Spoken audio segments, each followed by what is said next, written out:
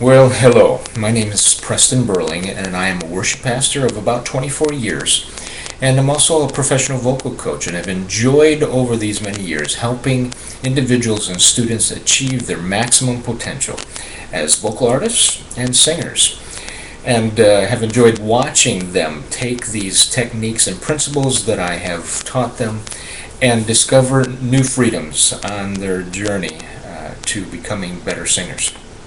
And I'm hoping that this will be a benefit for you as I do this exercise of creating some videos here to share with you some vocal tips that will indeed help free up your body to do what God meant it to do. And so you have heard, I'm sure, as we begin, many vocal teachers and coaches tell you that posture is very important, vitally important to proper vocal production. And I would agree 100%. It is necessary, but perhaps what you haven't heard or haven't caught is that your head position in relation to your posture is very important. And to illustrate that, if I could, I'm going to use this straw.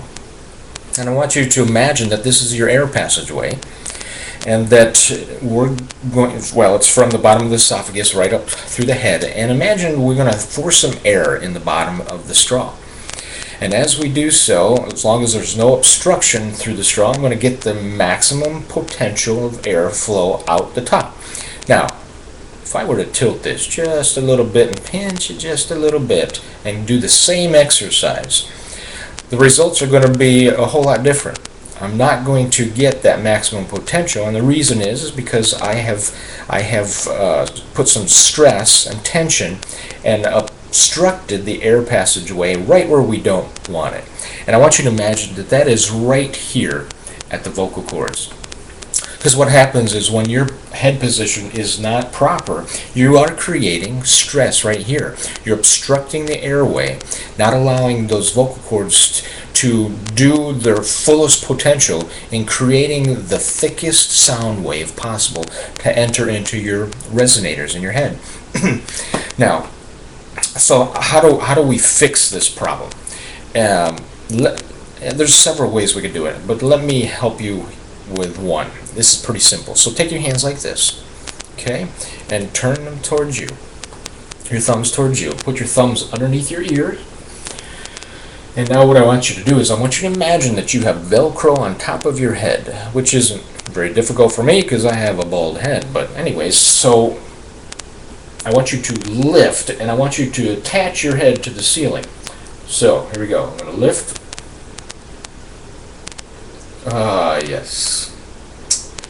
Now you should have almost seen me gain about an inch in stature as I did that. But what I'm doing by lifting up like that is I'm opening that air passageway so there is no obstruction for the vocal cords to be able to create that thickest sound wave possible that your body is able to create and send it up into my head.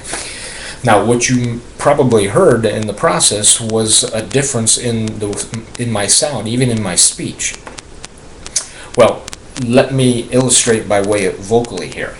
Okay? So, I mean, my posture may be perfect from my heels to my shoulders, but oftentimes this is what we do. It's just natural.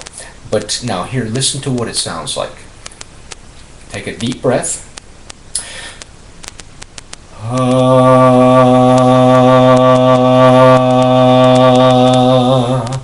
right, now it's good posture still, but now lift up your head. Again, take a deep breath.